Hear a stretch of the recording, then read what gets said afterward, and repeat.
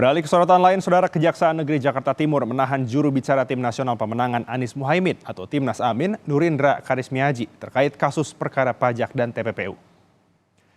Kejari Jakarta Timur bersama tim Jaksa Penuntut Umum Kejati DKI Jakarta menerima pelimpahan tersangka dan barang bukti tahap 2 terkait penyidikan perkara perpajakan dan TPPU dengan tersangka Nurindra Karismiaji pada Rabu siang. Saat ini politikus Partai Nasdem sekaligus jubir Timnas Pemenangan Paslon Anies Muhaimin telah ditahan di Rutan Cipinang.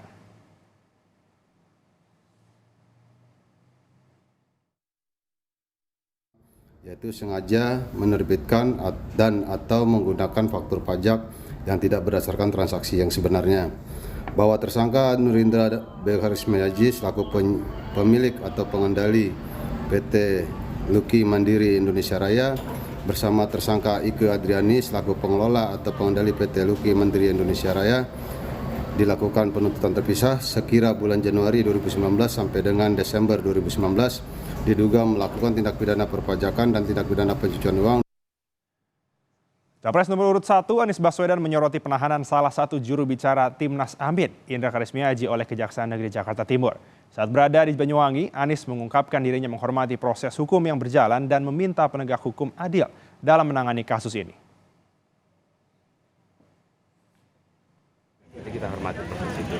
Sambil saya berpesan kepada semua para pejuang perubahan tantangan yang kita hadapi bersama.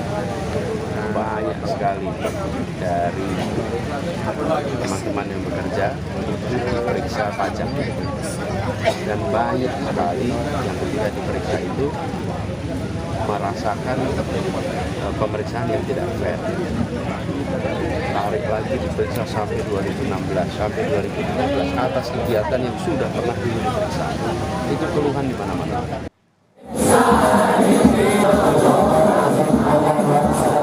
Sementara itu, Menko Polhukam yang juga Cawapres nomor urut 3 Mahfud MD menilai penangkapan jubir Timnas Amin, Indra Karismiaji, tidak bermuatan unsur politik. Mahfud bilang semua orang yang terlibat hukum, apakah itu pimpinan paslon 1, 2, dan 3, harus ditindak. Hukum harus tegak.